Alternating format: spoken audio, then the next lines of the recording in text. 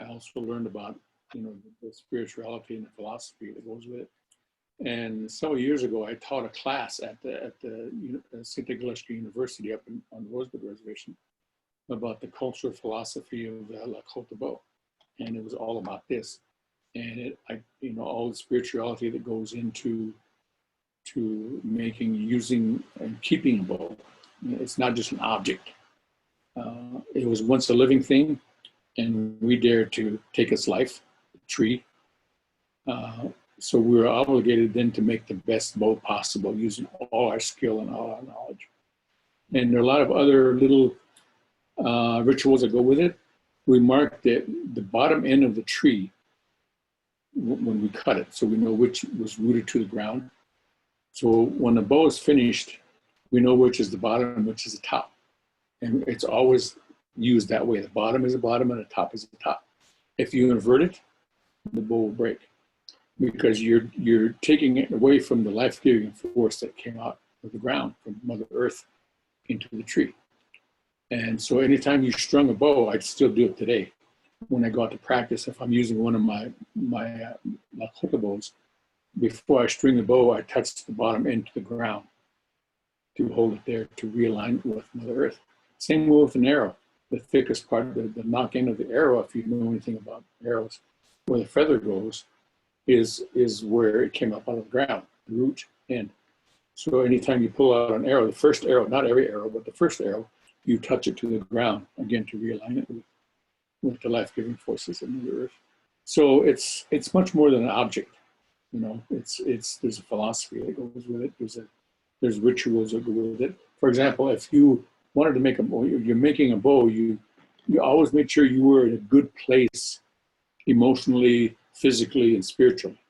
Because what you are, how you feel, what you think, all your reactions while you're making the bow goes into the bow.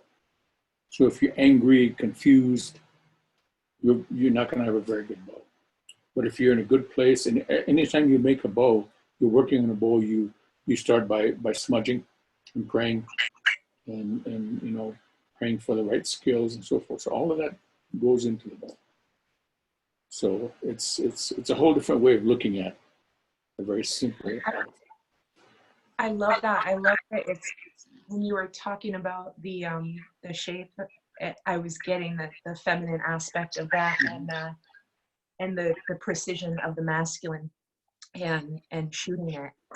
And I love that integration. Do you use a certain material for the wood of it, and for the for hardwood, which is flexible when it's dry, is the best kind of wood for bows.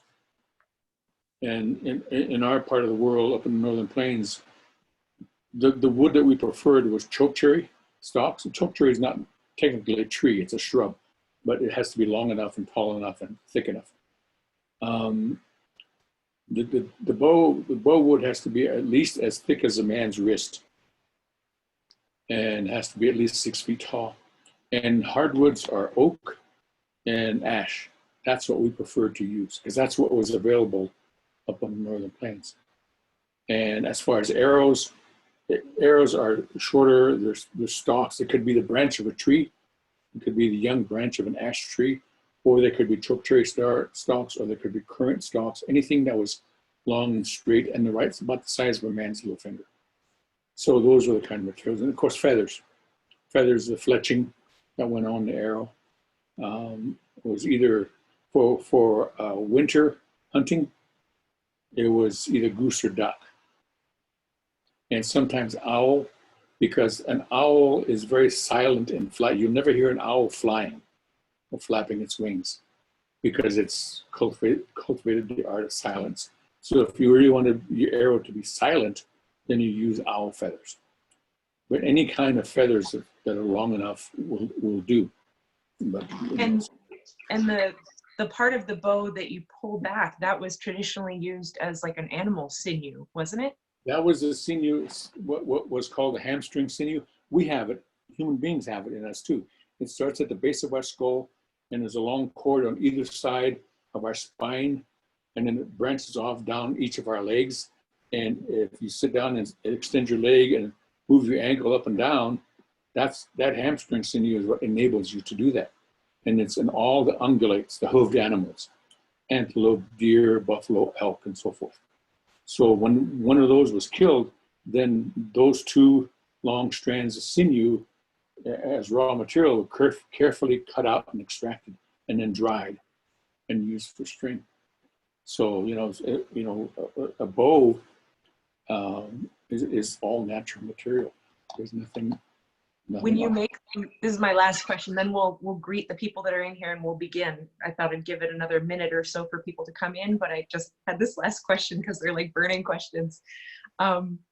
So when you make a bow now, do you use all those things? Do you use it? As much as possible. The one material that's hard to get is sinew, because people don't know about what different parts of an animal can be used for, so they discard a lot of things. So, sinew is hard to find. So we use artificial sinew. But other than that, everything else is natural. Got it. Yeah. Thank you for that. Oh, I could dig into that so much more. I think it's so fascinating that you make your own bows. It's great. And you guys, we were just talking about bows because we were waiting for you to come in. And I know that Joseph here makes his own bows and arrows, and he had a desire for it when he was around 4 or 5 with his grandfather. And so I was getting a couple questions of my own in before you were all here. All right, so this is, we have Bart here. I haven't met Bart myself yet, but hello, Bart. He's in the Empowered Human Community. Kayvon, I know from back in San Jose, and he was in Landmark and things like that. So I know I've met him personally. And then Sharon is in, so sorry, Bart, where are you, by the way?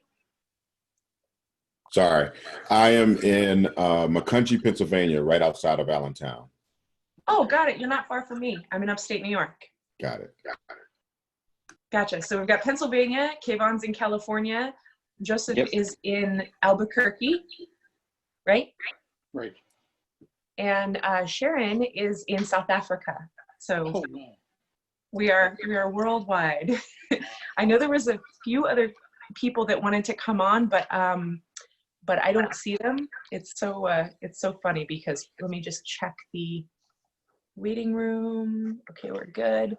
So I don't think I'm gonna let anybody else in if they come on. I think it'll just be you lovelies, and we're gonna start. Let me briefly walk you through this and try to maintain my own excitement level. Just we're gonna do a meditation in just a moment, but let me go over a couple of housekeeping things. Try to keep your microphone muted if you're not the one speaking, at least for the beginning part. And this is the way it'll go.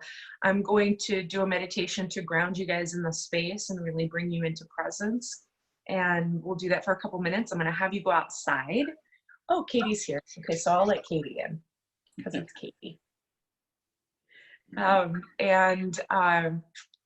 Katie knows the rules. So yeah, so mute your microphones. When you speak, come off of the microphone. Be respectful of each other when you guys are asking questions. Try not to interrupt each other, and just be conscientious of the space. Be mindful of that. And I know many of you have questions, so we will do the meditation. We're going to go outside. So if you have a space outside that you can go to, then does anyone not have a space they can go to outside? Yeah, I do. Stay right here. So I do, but it's all the way downstairs and outside. It will take me a minute to do all of that. Okay. All right. So in the essence of time, thank you for that, Bart. So in the essence of time, I really wanted to take you guys outside, but several of you already are like, I'm gonna go outside. So, Christina, okay. I just want to say I can go outside, but my space is dark because it's nighttime here. Oh, yes, because we're worldwide. Hi, Katie. Hi, Hong. And Katie is in Nevada. Hong, where are you? Everyone, I'm in New Jersey. You're in New Jersey. Okay, so we've got East Coast, a couple East Coasters, a couple West Coasters, and South Africa, and New Mexico. So, yeah, okay. So we'll do the meditation, then Joseph will have the floor. I'll introduce him and he'll have the floor for about 20 minutes and then we'll get to your guys' questions. So since we're not gonna go outside, let's turn off our video so that you're not distracted by sight.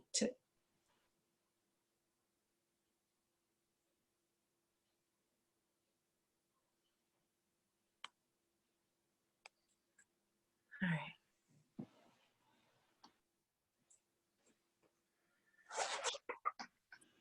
Take a few deep breaths. And I'm gonna do it also because my energy is quite high.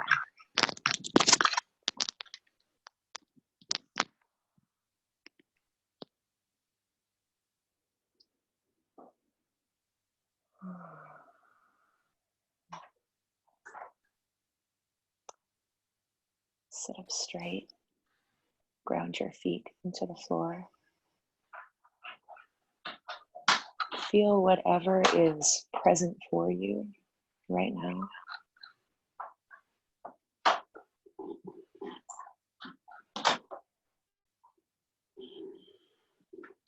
And I want you to treat your legs and your feet like roots. Sink your roots into the floor, into the floor below you if you're on the second floor, the floor below that. Push your roots down until it reaches the earth.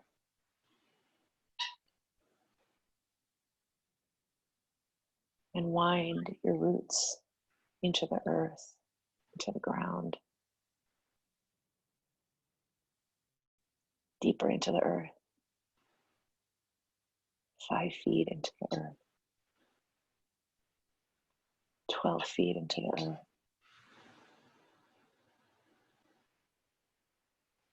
500 feet into the earth.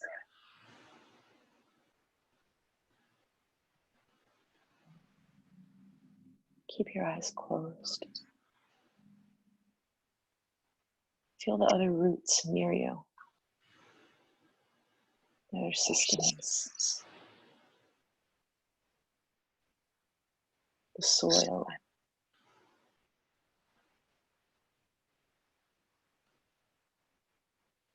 And now draw on your inner life, your love,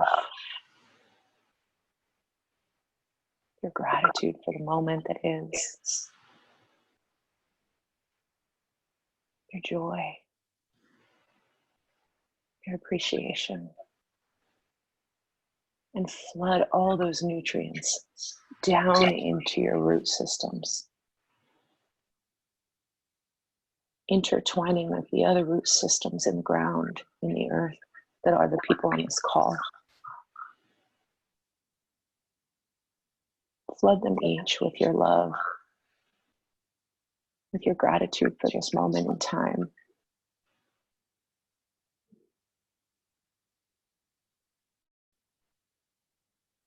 Feel yourself giving. Be with that. Let it fill your whole being and push it down into the nutrient roots.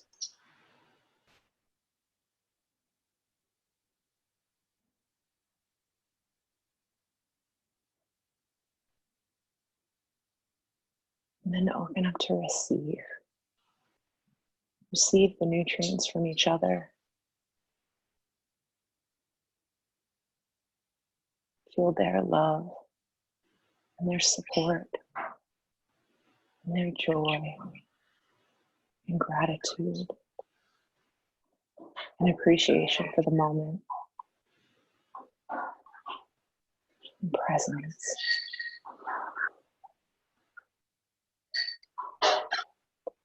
Empowered human is called empowered human because we are all one.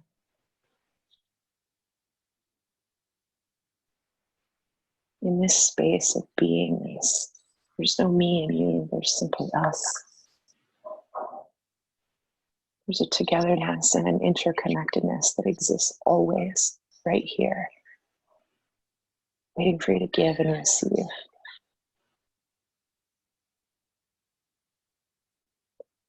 I want you to feel those nutrients coming up through your roots, all the way up through the trunk of your body, into the crown of your head. Sit up taller. Feel taller. Take in the aliveness that is each other here right now.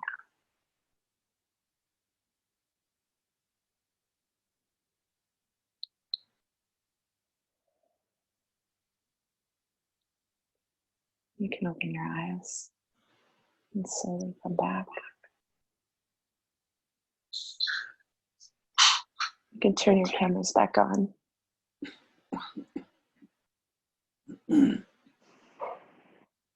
Take a look at each other. See each other who's here. It's not an accident that you're each here. You're here for a reason. It feels so juicy. Oh, thank you all for being here. Thank you for sharing this moment in time with me. I'm grateful that you're all here. I'm grateful that Joseph is here, that Kayvon is here, that Bart is here, that Hong is here, that Sharon's here, and that Katie's here. I'm grateful for all of you, and I'm looking forward to how this unfolds. So our guest, Joseph Marshall III, was born and raised on the Rosebud Reservation. And I'm reading from this because I want to get it right. He holds a PhD from the Reservation University, which he helped establish. He's a storyteller, a historian, an award-winning author of 10 books, including The Lakota Way and The Journey of Crazy Horse, which he's an expert in. His first language is Lakota. He handcrafts primitive Lakota bows and arrows, and he's a specialist in wilderness survival. I've asked him to share his Indigenous wisdom with us because I believe we're in times that require us to reconnect to ourselves, to each other, to Mother Nature, to Father Sky, to all these things that I feel as civilized society we've become disconnected from. And it's our elders and it's the ancient wisdom that will bring us back, especially in times of uncertainty, because that's what nature is. Nature is uncertain. And I feel it's rewilding us to come back to what really matters. So with that, the floor is yours, Joseph. Thank you. It's nice to be here with all of you. And as Christina said, I'm from the Northern Plains of the United States, and the Northern Plains comprise basically the central part of the country, extending up into South Central Canada. So that's a big area. And in that, what is called the culture area, we're probably about 60 different tribes at the very least. That meant 60 different languages, 60 different societies that learn to coexist or learn to exist within the framework of the environment. And that happened over a period of hundreds, if not thousands of years. And the reason I mention that is because in the term indigenous wisdom, it's a very broad term. It speaks to a couple of things as far as I'm concerned. Obviously experience and values that any society develops over time as a society evolves. By values, I mean things like respect, generosity, courage, love, compassion, all those things that make a society cohesive and function and thrive. And the third thing, where especially indigenous cultures and wisdom is concerned, is the relationship with the natural environment. Now, we all have different ways. All of our languages have a different word for grandmother earth. But in English, that's what we say, grandmother earth. In Lakota, it's Unchi Makha. Unchi is grandmother, Makha is the earth. So indigenous wisdom is grounded in those three things: experience, values, and a relationship with grandmother earth. So that's the viewpoint that I'll be coming from today. Now, I'm obligated to make a disclaimer. Just because I'm elderly doesn't mean I'm wise. Just because I'm indigenous doesn't mean I know everything indigenous. I'm a member of one group of people that occupied Turtle Island. And by Turtle Island, I mean what is now North America. That's what a lot of our ancestors called this continent long before America, or the word America, or North America even came into being, for thousands and thousands of years. So that's my perspective. That's where I'll be coming from. And again, we don't know how many different tribes or nations were here before Europeans came. Western anthropologists, white anthropologists, to be specific, and historians and archaeologists and those kinds of people say, about 500. But I think there are a lot more than that. I think there were probably closer to 2,000 different tribal nations in North America before Europeans came. There's no way to prove that, but that's my theory. And of course, each one of those groups has a different language. Each one of those groups lived in a different part of Turtle Island. When we study Turtle Island, or the history of it, up until the arrival of Europeans, we find that there are at least 12 different culture areas. Culture areas that start from the Arctic and the subarctic way north, and of course the Great Plains that I mentioned earlier. And now where I'm living now in the Southwest. And then east of the Mississippi is the northeast woodlands and the southeast woodlands. And then there are several of the coastal areas. And each of those areas are different. The climate is different, the weather is different, topography is different, the resources are different. So those factors influenced how the societies that lived in those areas evolved and what kind of lifestyle they had. Now, maybe some of you are already familiar with this, and I apologize for reminding you, but I think we need to be on the same page. There were two basic lifestyles in North America, or Turtle Island, either sedentary or nomadic. Sedentary meant to stay in one place, to live in one area, and nomadic meant to move around. My ancestors, the Lakota, started out as a sedentary group of people in what is now the state of Minnesota, basically. But we were forced out when we moved west onto the northern plains. And there, because the country is so wide open, and the one animal that we formed a rare spiritual relationship with, the bison or the buffalo, the tanka, were nomads. They moved all across the land. So in order for us to relate to that animal, to use it as a resource for our own livelihoods, we had to become nomadic as well. So in that way, the environment influences the kind of lifestyle and eventually the kind of values that come from living that particular lifestyle. And our knowledge and our wisdom, of course, is based on all of that. The one unique thing about indigenous people of North America, and I say that because that's what I'm familiar with. I know there are indigenous people all over the world. There are indigenous people in Australia, in South America, in Asia, they're all over the world.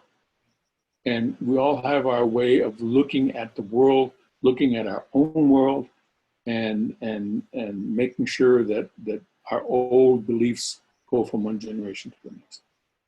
What's unique here in North America is that most of us now who are still surviving as tribal nations, and that's probably 800 different groups at least, we're only 3 or 4 generations removed from that time when our ancestors were regarded as primitive, where our lifestyle was totally immersed in using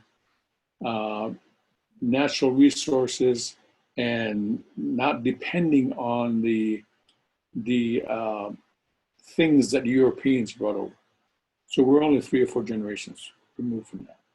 So fortunately, that sort of enables us to at least remember some of the things, some of the philosophies, some of the values, some of the lifestyles, some of the ways of our ancestors. So that's the basis of what is known as indigenous wisdom. And to sort of point out at one tiny aspect of what indigenous wisdom is, this is one example. I'm going to read you a piece that was written by a man named Charles A. Eastman. Charles Eastman lived in the 19th century. He was a Dakota. I'm a Lakota. Charles Eastman was a Dakota with a D. If you say the state name of South Dakota, then you're saying that dialect of our language. But he was the first Western trained physician as a Dakota. He learned to become a medical doctor. In one of his books, this is what he wrote. It is our belief that love of possession is a weakness to be overcome. Children must be early taught the beauty of generosity. They should be taught to give away what they prize most, that they may taste the happiness of giving. The Indians, in their simplicity, literally gave away all they have to relatives, to guests from other tribes or clans, but above all, to the poor and the aged. So that's one example of what indigenous wisdom is. And it's one of the more glaring aspects that we as indigenous people have to contend with, is how do we deal with Western materialism? And it is so inculcated into our lives that it's hard not to get away from it. But in order to deal with it, then we have to remember what values of our ancestors were. Generosity was one of those values. Generosity being generous with your time and your materials. I don't know if all of you have heard of the one of my heroes, and I must add that among my heroes were my father and my grandmothers and my grandfathers and my mother. All those were my heroes, are my heroes. But one of those who were not family was Crazy Horse. Crazy Horse was an unusual, very unusual person. He died young. He died when he was only in his mid-30s. But he was taught by his society, his village, his community, his extended family, and his parents and his family, that generosity was a good thing. So when he was a young man, 14, 15, 16, when he was a productive hunter, when he had that capability to take his bow and go out into the wilderness and a deer, an elk, or whatever, he would bring it home. Stay that side, otherwise you're gonna screen. Can you? Oh, sorry, Sharon, can you mute? Oh. That's right. That's right. Thank you, Sharon. Go ahead, Joseph. No worries. And I was saying, Crazy Horse would go out and hunt and bring a deer or an elk, and he would first give it to the elderly in the village. Those elderly who no longer had a hunter in their families. So that was an example of his generosity as a young man. And later on, as an adult, after he was married and was a leader, the stories are that his and his wife's food containers were always empty because they were constantly giving away their food to everybody else who needed them. And in those days, we had horses. The horses had been a part of our lives, the modern era, for a long time. And everybody had every family had a herd of horses. But Crazy Horse and his wife's herd were always just a few, just the ones that they needed. His hunting horse, his buffalo hunting horse, his war horse, his everyday riding horse. So they only had like 5 or 6 horses when everybody else had maybe 15 or 20. And the reason was because they, like their food, they were giving away their horses to everybody else who needed, anyone else who needed. So that's an example of what indigenous wisdom is. But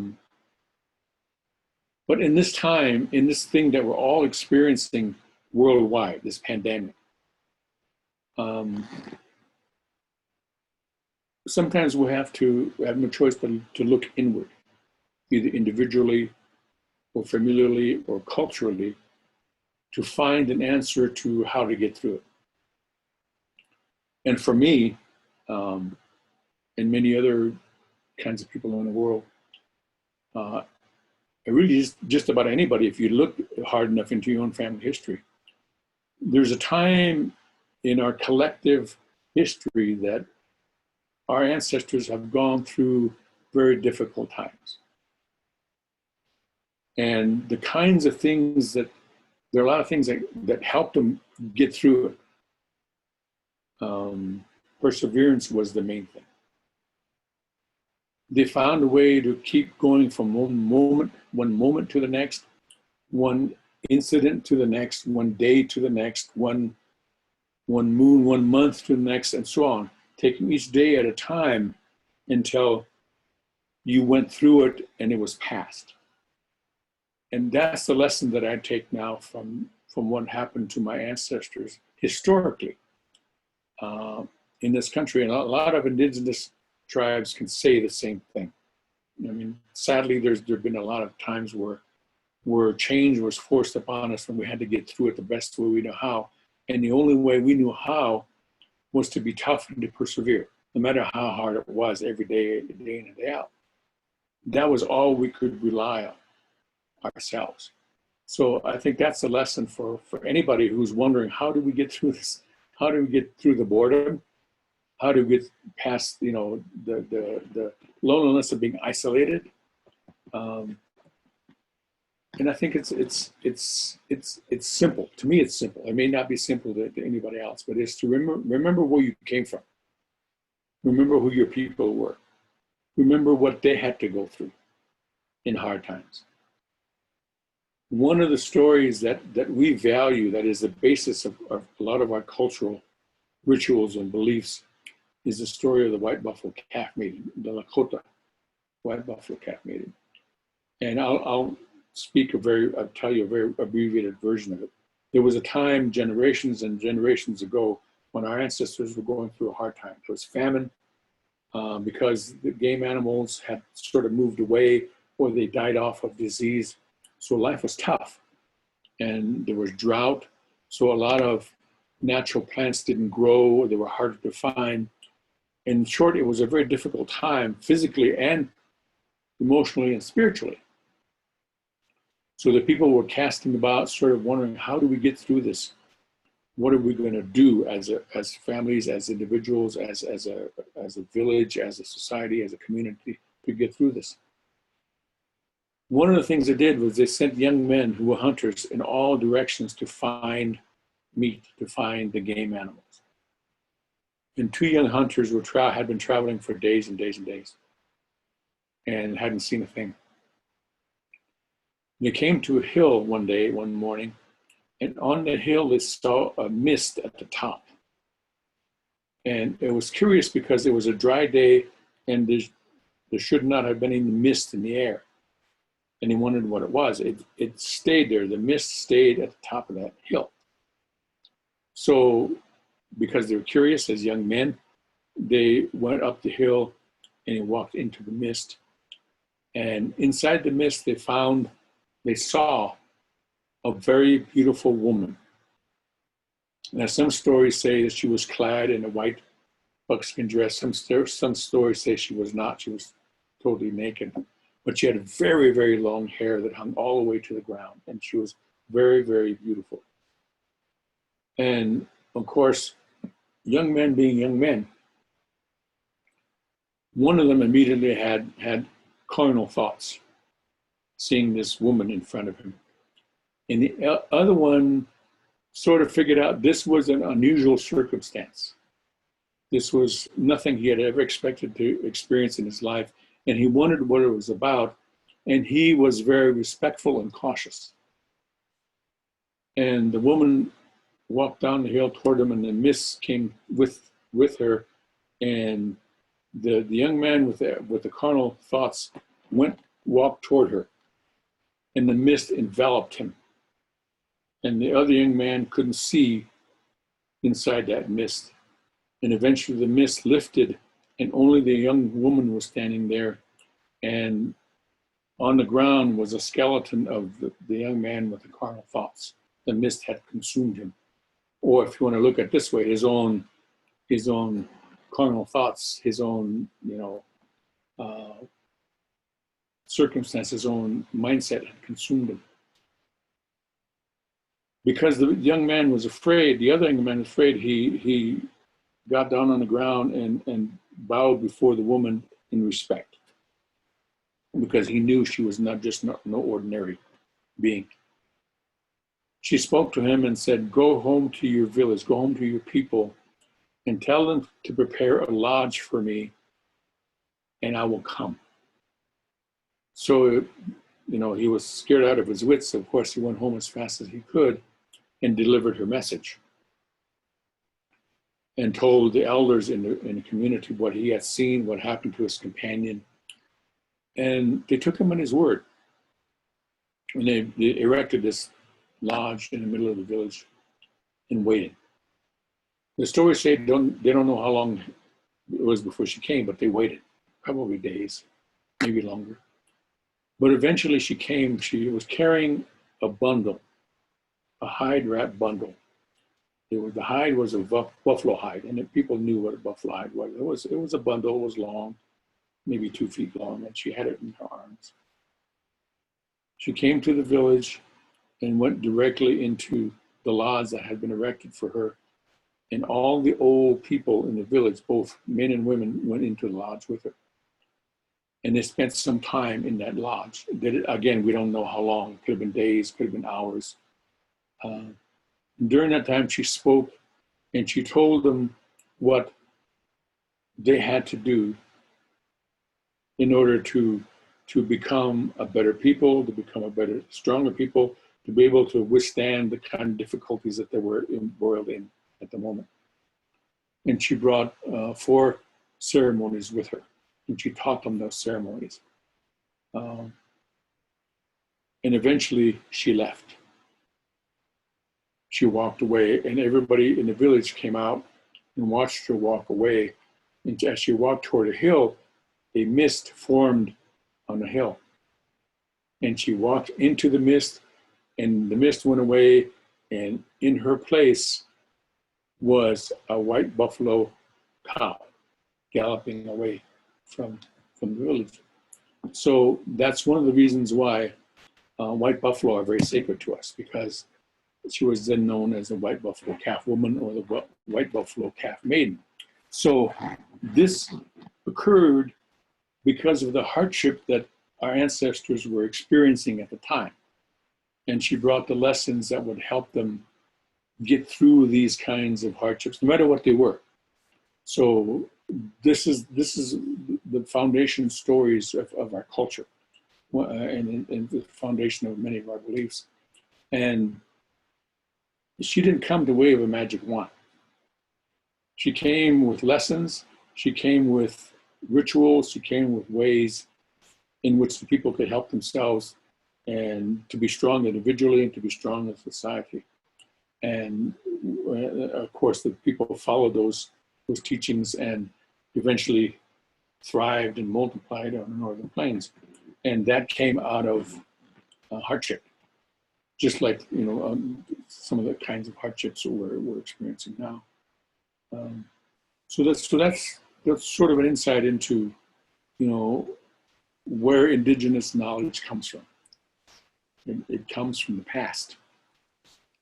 And I always ask people 3 questions. How old is the present moment? how old is right now, this moment? I don't think it's quantifiable. We know it's there because we're living it. How old is the future? Nothing yet. It hasn't happened. So we can't quantify that. The final question is, how old is the past? It's as old as you can remember. The point in my asking those questions is that the past is important. That's where we all come from. None of us here in this discussion group have never met and probably never will physically. But there is one place that we are all from, and that's the past. Because we have parents, we have grandparents, we have great-grandparents, and so on and so forth, as far back as you know, as far back as you were taught. And each of those generations experienced things in their lives that taught them something. And thereby is the basis for the values of that society, the values of empathy, the values of compassion, the values of love, the values of perseverance, courage and generosity, anything. Those things just didn't pop up. They just didn't happen, you know, because of a magic wand. Those things evolved because of what our ancestors experienced, because of the experience they gained, because of the knowledge they gained from that experience, because of the wisdom that came out of that experience.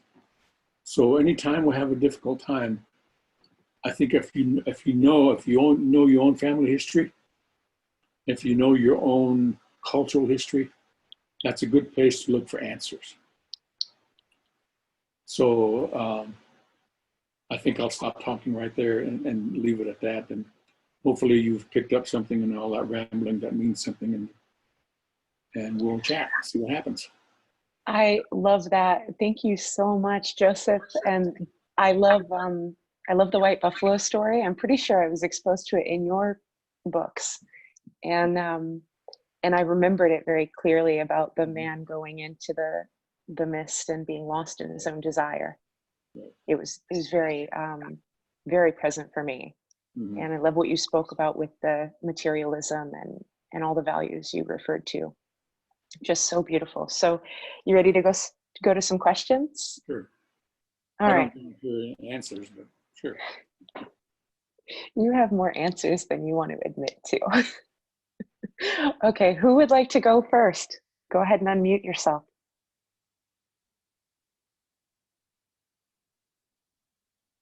So I'll step into it. I put in chat that it's been an interesting couple of days. Yesterday, I was listening to some folks that I know that were that were supposed to be at the Omega Institute, young men who have a meditation practice in the city of Baltimore. Mm-hmm. And they were talking about the pandemic and how people are processing. Mm-hmm. And they really talked about something that you mentioned about the fact that some people are by themselves. And some people are really struggling with the fact that they have to be with themselves. Mm-hmm. And, you know, understanding the good parts of who they are. And if they're actually someone who's meditating and mindful and writing and documenting things, they're exposed to the things that they don't like about themselves. Right. And they're having a rough time with it, right? And so like you mentioned about, you know, the answers and our ability to navigate through this is internal. I would love to get a perspective around processing and honoring all of you. That means the good stuff mm-hmm. and the stuff that we don't like so much. Exactly. To really get through those moments, right?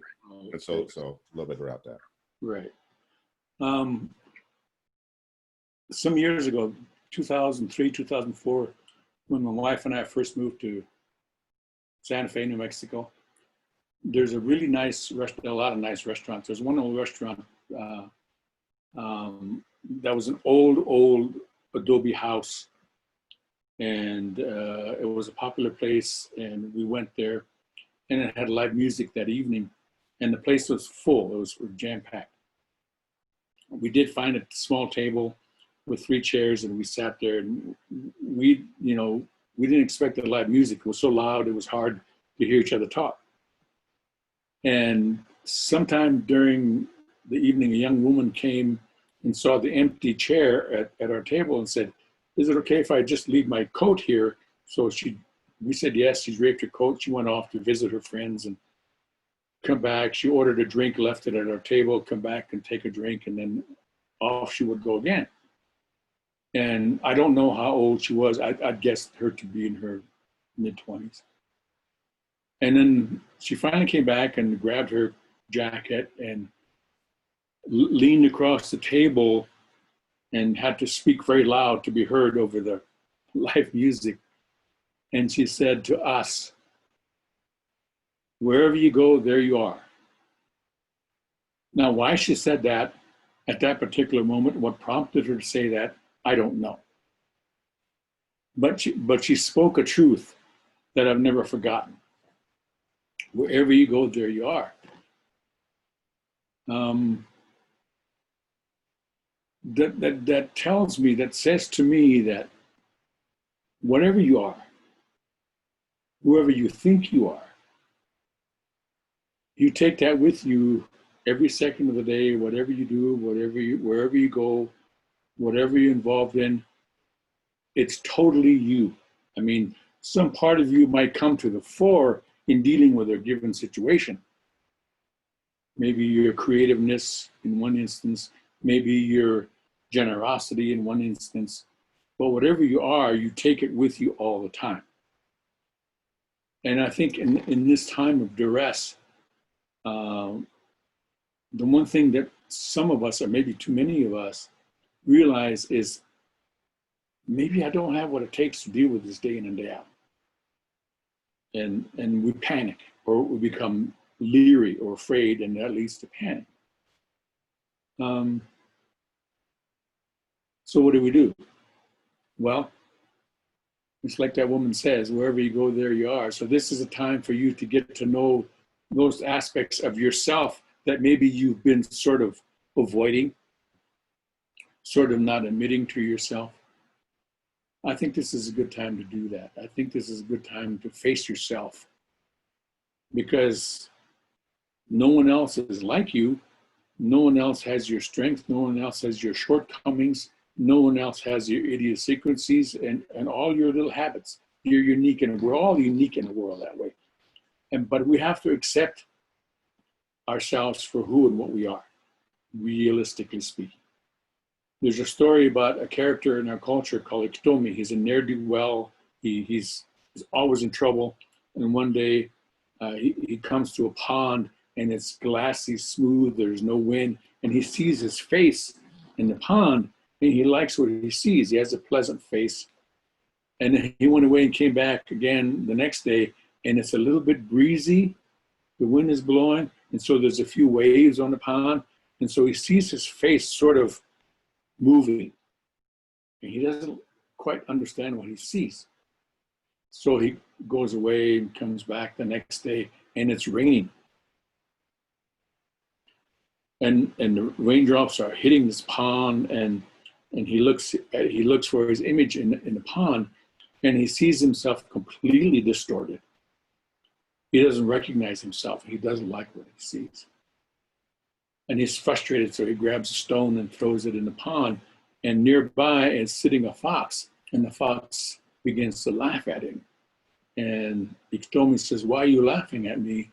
And he said, "Because what you don't realize is it's you that you see, and it's the circumstances that have changed how you're perceiving yourself." So I think that's what's happening to a lot of us now. These are certainly difficult circumstances. They're like the wind or the rain that is distorting, and maybe we're seeing ourselves in ways that we have never seen ourselves before. But I think the key is acceptance. Okay, this is who I am. This is what I am. These are what I've done. This is what my life has been. It's up to us to own it. It's the only way to be who we are. You know, it's to me, that's what I'm doing. That's what I'm doing. You know, all of my life I've been antisocial to some respect, to some extent. So I never thought that there would come a time when being antisocial would be a life skill, but here we are. It's working. I mean, I don't mind being alone. I've been alone for the last 7 years, ever since my wife died. So, you know, I'm learning how to handle it better and better and better. So it's just time to rely on those kind of strengths that we have, in spite of our weaknesses. Our weaknesses shouldn't drive us, shouldn't you know, hinder us at all. We should rely on whatever strengths we have. And I think this is a prime opportunity to learn about ourselves. We can always learn everything about ourselves, even more about ourselves, if we're willing, if we're brave enough. So that's a long answer to a very good question. No, awesome. Thank you. And I don't want to take up too much time, but I'll say it seems like there's a lot of reset on the environment, right? There's a reset on water. There's a reset on air. There's a reset. We're seeing animals show up in other places. Exactly. Now, and if you look at that and you tie it back to Earth and our humanity, Right. I'm asking a lot of questions in a lot of places. How do we reset our humanity? Right. That's, Can I burst in here with something? Please. Okay, while Joseph was talking, I have to say I love the Native American stories. I've always loved the whole concept of bringing everybody together and to teach the young, not just about their identity, but who they are, where they're coming from, and the lessons to take forward in life. But as you were speaking now, what came to me was the story of the grandfather speaking to the grandson about the two inner wolves. And I just got a different perspective on that. And I think that inner wolf is now so relevant at this time. Instead of the way that it's been taught or told, the way I got a glimpse of it now is instead of feeding, saying you have to choose which one you feed, right. because we all have a shadow side and we all have a light side. Exactly. How about we bring balance to both of those holes? Because sometimes your shadow side is bringing you the experience to get you stronger. Exactly. And then sometimes, depending on circumstances or situations that you find yourself in, you will need your shadow side to get you through it. Right. Does not make it wrong. It just means you then have the capability, the strength and the experience and the understanding. Right. But it does not mean that you completely out of, you tarnishing your good side. It just means that you're bringing in all of what you have together to balance it. So this time would be a good time as we going on reflection. Instead of saying, you know what, that is such a weakness of me. Mm-hmm. Take that weakness, utilize it to become a strength, to become an asset. Because there's a reason why it's a weakness. We always think that we should discard a weakness. It should be hidden away and not mentioned, and we should feel embarrassed that, you know what, I once did that and it was such a bad choice. It's how we grow. We grow through the bad choices, we grow through the mistakes that we make. And Absolutely. so why don't we take this time to then rather balance the good and the bad, the both rules, and say, you know what, this is who I am. Yeah. This is my good side, this is my bad side, but I am okay with it. But it means that you have to be brave to Mm-hmm. face yourself, to look at yourself and say, okay, I am willing to look at myself and accept myself wholeheartedly for who I am, not to other people's perceptions and discarding the indoctrinations, but I am going to step into who I am. Maybe not 70%, maybe not 100%, but it's a start. Right. So that's just my 2 cents worth. You make a good point. You do make a very good point. And I really like your accent. Oh, thank you. Me too. I've heard that story of the two wolves, and it really speaks to our dark side and our light side. That's really what they are. Interestingly enough, in our culture, in my culture, the Lakota culture,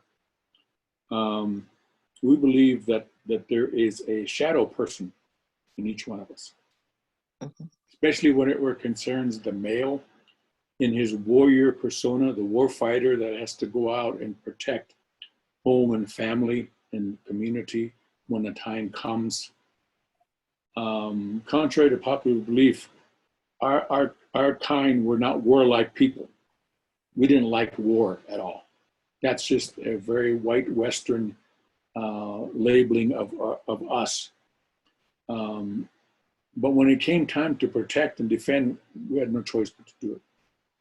So when a man knew he was going to war, he was going out to face the enemy, to face hardship and death, he brought out that shadowy side of himself, that shadow man that existed in each one of us. Doesn't matter whether we're male or female, it's there.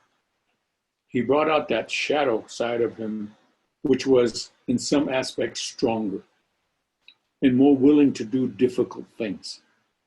And that's why in our culture, a lot of warriors who were going into battle would paint their faces. And each one had a unique design and a color that they would use to paint their faces, and sometimes their whole upper body. That was bringing out that shadow man, that stronger element of his personality that could go out and deal harshly with his enemy if necessary to defend his family and his home. And when it was all over, he washed the paint off himself and he put away the shadow man. Because he was home. Because he was home, because he didn't need him anymore in that setting. So sometimes we have to do that. Sometimes that maybe that angry part of us, that assertive part of us, that obstinate part of us has to rise to the fore in order to deal with the situation. And it's balanced common sense and gentleness and so forth. Now that you mentioned the face painting, I remember I was about 9 or 10 reading a story, and also about this guy having to go to war and protect. He's part of the young men protecting the tribe, and the author tried to explain in a very gentle way why they are doing this, but also very understanding way, but to bring across that cultural appreciation for it. But I understood at the time. It was clear to me why. I want to jump in really quick because I love that as you were making that connection, the bells were going off in the background, like it was really present. And I want to back up for just a second. I'm cognizant of the time. We have 6 minutes left for the call. Okay. I'm okay to go 15 minutes over, but how are you, Joseph? I'm fine. Okay. And how do you all feel? Would you like to go about 15 minutes over? Mm-hmm. I like talking to Joseph. Likewise. Does anyone need to jump off right at the hour? I will jump off right at the hour. And I did have one thought, and that is that all of what I'm hearing is kind of ringing inside me as the world is a reflection of me. And Beautiful. it's beautiful. And Joseph, thank you for what you've shared, and I'm sorry for your loss. And you are an amazing person, and I really appreciate your energy. Thank you for being here. You're welcome. Glad to have met you. Thank you. Do you have any questions for him before you have to go, Kevon? Yeah. While you formulate that, I wanted to share one quote that I took out of, I think it was Living the Lakota Way in Joseph's book. And it speaks to what you were just talking to. I love this quote. Life isn't worth living unless you're forced to defend it every now and then. Exactly. So I just wanted to speak that into room. But go ahead, Kevon. So the question is really about the shadow self, because I actually am right now personally contending with my own shadow self. There's aspects of myself that I don't really appreciate as much as I could, and I make myself wrong and bad for having certain thoughts or feelings, and I'm trying to kind of apply what you're talking about around that. You have anything to say about that? Like, how do I gain more generosity with myself? I'm very generous with other people. You're right. Yeah, but I have that way. But sometimes we're harder on ourselves than we are on other people, and that's really yes. you know, you've got to, you know, you have to accept yourself as a good person, because you know, I think by and large most of us who are self-aware like you obviously are good people, and you have to accept that aspect of yourself. Nothing wrong with that. Nothing wrong with that at all. Nobody is perfect. Nobody is perfect. But we all have our aspects of ourselves, and well, most of us have a tendency to be harder on ourselves. We have to stop doing that. You know, we have to stop putting ourselves down, because it's not productive. Just accept that you're a good guy and go on from there. Thank you. Thank you very much. You bet. You bet. You're welcome. I actually like what you just said, because I was talking to another guy earlier on, and he asked the same question. How does he move on and become stronger in himself instead of just being looked upon as someone who keeps on giving? Mm-hmm. And there's nothing wrong, Kevin, with giving. It is the intention Right. with which you give. But you also have to come to the understanding that there are some people you give and some people you don't give. Right. It's not wrong. That's right. Some people you you just give have, too much, right. it makes you a fool. Yeah, that's right. That's right. Believe me, I know that. I know it doesn't sound good, but No, it's not cool to make yourself a fool either. no. Just to because they don't appreciate if you keep on giving to the same people with the same people come with certain intentions towards you because they want to take advantage. Don't allow that. You have to protect yourself. You have to protect your private space And around. the beautiful thing about you, Kayvon, is you do that. I've experienced that firsthand myself. You do that for other people. You protect other people. You empower other people, and you really. When I met you, I was being flooded with people that all wanted a piece of me, and I felt like they were vultures trying to rip me apart. And here you were, I literally saw you like an angel that came over, spread out your wings, knocked them out of the way, Right. and just shrouded me in that love and let Thank me you. be how I needed to be. And you're welcome. It's not, I don't even need to say you're welcome, because it's just truth. It's not a compliment, it's truth. And that's who you are. So how do you do that for you? Because the parts that maybe are sometimes, excuse my language, but sometimes a little shitty, or you're being an ass, you know, so what? Yeah. We're human beings. And Yeah. it's you own your part, and you clean up if you need to. Try not to have too many things to clean up. Right. And be you, because you are amazing. And Thank I you. adore you. So, Kevon, I don't know you, and I put something in chat. You may not be able to see it. Joseph, I do have another question for you. I got a little bit of time after 2, but I want to ask Kevon a question. What's the definition of compassion? I'm asking Kevon. What's the definition? What's your definition of compassion? It's being kind and considerate for another person. You don't have to add the for another person. I heard that as I just said it. Being kind and considerate, period. Period. That's it. And do that Well, for and yourself. and just like What is just like what Sharon spoke to about the two wolves, we have these two parts of ourselves, right? Like I'm finding in myself recently with doing things like this, I have this really high part that's like, oh, I'm so excited. And then I've got this more introverted kind of little girl part that's like, oh my God, what if I don't do it right? What if I get it wrong? What if I don't perfect it? What if I don't, and all these, you know, the inner critic.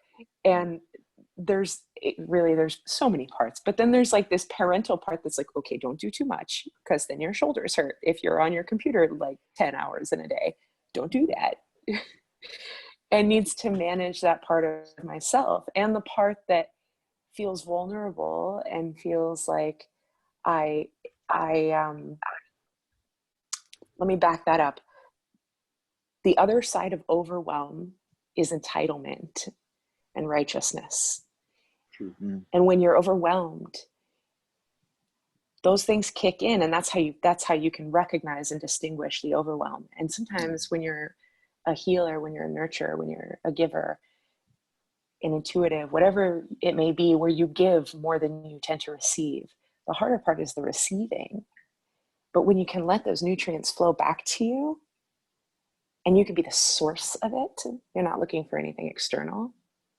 Right. You are your own angel, just like you were to me. When you can wrap yourself in those wings, that's power. I think he heard himself. I think he heard himself when I asked that question. Yep, I did. Thank you, Bart. Thank you, Joseph. No problem, man. Thank you, everybody. I got to take off. All right. Joseph, so this, hopefully I can package this question up very good and succinctly. I was having a conversation with a friend of mine, and I have this thing that I talked to my two boys about from when they were kids about stepping into fear, right? And so this goes back to the pandemic. This may go back to a lot of stuff that you talked about. I believe in stepping into fear, right?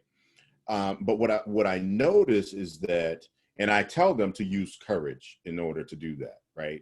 And so when you think about the unknown or the winter time where there's things that are unknown and people may go into states of fear, and hopefully they have courage, which is still unknown, because I need to use my courage to step into this unknown space. And so if you think about those two things, fear, courage, unknown, the unknown of where we are with this pandemic, how might you process this current state to move from fear and the unknown to courage and still unknown, so that we are stepping and dealing with anger now that I know what's happening, and not just anger, but now I step more towards creativity and innovation, right? And so that's just the way I frame things in my brain. But okay. Well, I was watching the news this morning, and I saw a report on the demonstrators. I think they were in Michigan, who were armed, and they were demanding everything be opened up, and that they were demanding that their needs be met by the government. And they looked angry and fierce, but to me, they were afraid. That's why they were acting the way they're acting. They are so afraid that the only fallback they have is to bluster and threaten and so forth. That's acting totally out of fear. They're not displaying any courage at all. It's all just bluster and noise. That's not courage. Courage is something, it doesn't mean the absence of fear. It means going on in spite of the fear, in spite of the unknown. And that's what we have now. And if more of us do that, more of us tackle the unknown, walk into the unknown, walk into the darkness, face the unknown, then we'll probably diffuse, hopefully, those that are full of anger and bluster and fear. And that's what it's going to take in this situation. More of us doing the courage thing, even though our legs are rubbery and we're scared, we still have to go on, because that's what it's going to take. That's what it's always taken to get through hard times. When my wife died, my daughters and I, after she had passed, one of them said, well, what are we going to do now? Because mom was not here anymore. The focal point of our family, the strength of our family, the linchpin of our family wasn't here anymore. And I didn't know how to answer them. And after we talked a bit, we finally decided that the best thing to do was just keep on going no matter how we felt, because we still had each other. We still had each other to rely on. Even though there was a big hole in our lives, we could reach through that hole to each other and go on and be brave. And that's what we did. You know, it was hard to go into that unknown. How are we gonna live life now that mom is gone? That you know, she's not there to give us advice. She's not there to make sandwiches for us and all that kind of stuff. We just do it, and we're still doing it, and that's what it takes. And to speak to that, Joseph, I'm reminded of a part in your book, The Lakota Way, where you spoke about your grandmother losing her husband and how she carried on through perseverance. Exactly. With the same dignity and the same calmness that she did when she was married for 55 years. Sure. And sure. I would guess that you getting through that with losing your wife was strengthened by reaching back into the past and pulling sure. on that strength. You remember those moments. You remember what they did, even though you could see it was really hard for them. And the thing that you dare to think is, well, you know, if they could do it, maybe I can do it. And that's where it comes from. A little grain of willingness, a little grain of courage like that. If they can do it, I can do it. And so that's I want to we're getting ready to wind down, and I want to pull Katie in from the shadows here, who hasn't spoken yet, and I know she had some questions for you. So how are you doing? What's alive with you? You're muted. Sorry. Thank you. I've been enjoying this conversation and trying to multitask, but I've been able to listen. Thanks for coming, Joseph. I truly enjoy your perspective on things. I did have a question because I'm just starting to learn about the Lakota tribe and some of the things revolving around it. And something that's been itching in me for a few years is this feeling that we have been, like a wall's been put between us and nature from birth. Like having recently become a mother and really pushing for a natural birth, I felt like there was a tradition there that, like, pushing through the pain and seeing life grew me into a woman almost. And through reading about Lakota, there seems to be a Sundance tradition, if I'm correct, for the men. And these traditions seem to be transformative and connecting to a greater power. And I'm wondering if society today, what your feelings are, if there's some of that lacking, or in fact, it's like our birthright's almost been hidden from us by the way we even enter into the world today. Right. Well, I think it goes back to what I said in the beginning, that Indigenous peoples on this continent, most of the tribes, are only 3 or 4 generations removed from the lifestyle that our ancestors had. And some call it primitive, some call it archaic, but it was a very honest lifestyle based on how we fit into the natural environment around us. We didn't seek to dominate it like Judeo-Christian ethics do, or thinking does. We didn't seek to be the predominant being, because we're not. Realistically speaking, human beings on a physical level are not the most predominant being on the face of the planet.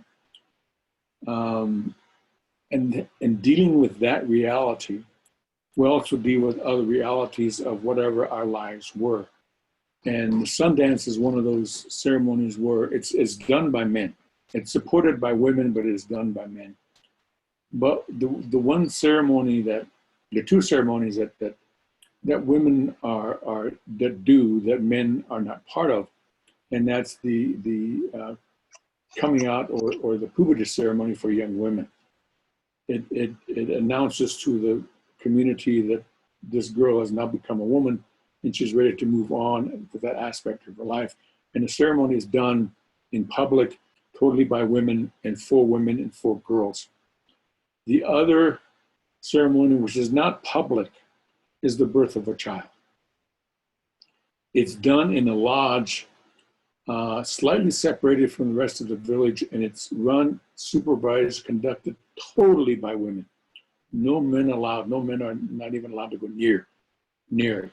Where midwives and grandmothers and aunts of the woman giving birth are there to tend to her and to help her get through this process, because they understood, as everybody did, that this was a realistic and sacred process, that women were the only being of the two that could give life. And it was done inside this lodge, and all it was just the use of herbs and medicines to help the woman give birth with as much, with as much ease as possible. I mean, giving birth is not easy. My mother gave birth to 11 kids.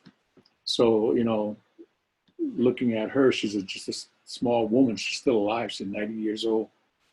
And everybody says that during her labor, she never, ever cried out in pain. She bore it silently. And by doing that, she was being like her mother, my grandmother, and every other Lakota woman through the ages who were aided by the midwives and the aunts and the grandmothers to honor this realistic and sacred process of giving birth. That's not what happens now. Totally different now for us. And we're leaving behind, we're forgetting those aspects of our own culture. We're being separated from that natural process that we had at one time. And to me, that makes us lesser. Whether it means you don't go for hikes, you don't go out in nature, don't even familiarize yourself with what's out there, that makes you less as a person. We're separating ourselves from the environment that is a part of who we are. It's not there to serve us. We're there to be a part of it. And we, as a capitalist society, we're getting away from that, have been getting away from that for too long. And it's brought us probably to where we are now, as far as the whole planet is concerned. We're disregarding the environment.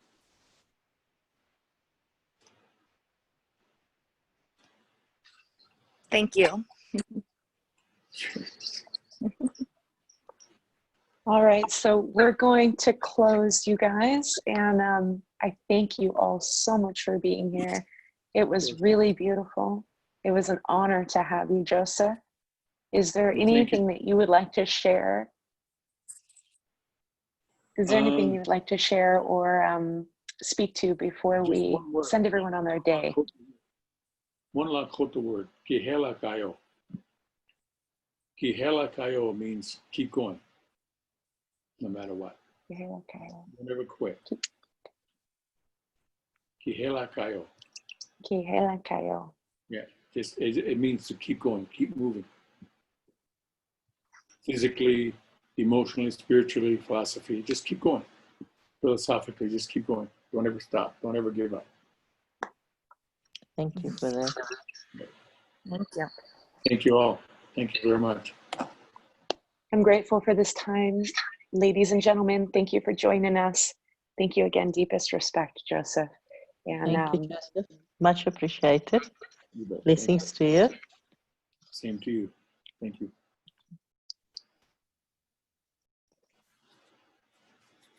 Thank you, Christina. you're very welcome. Have a great rest of your day, you guys. I will put the recording up in the group once I get the once it's done. And Joseph, I hope to see more of you and feel your presence in the group. It's such a deep honor. Thank you very much, all of you. I appreciate it. Thank you. Take care.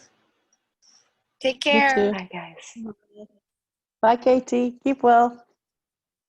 Bye, you too. Bye.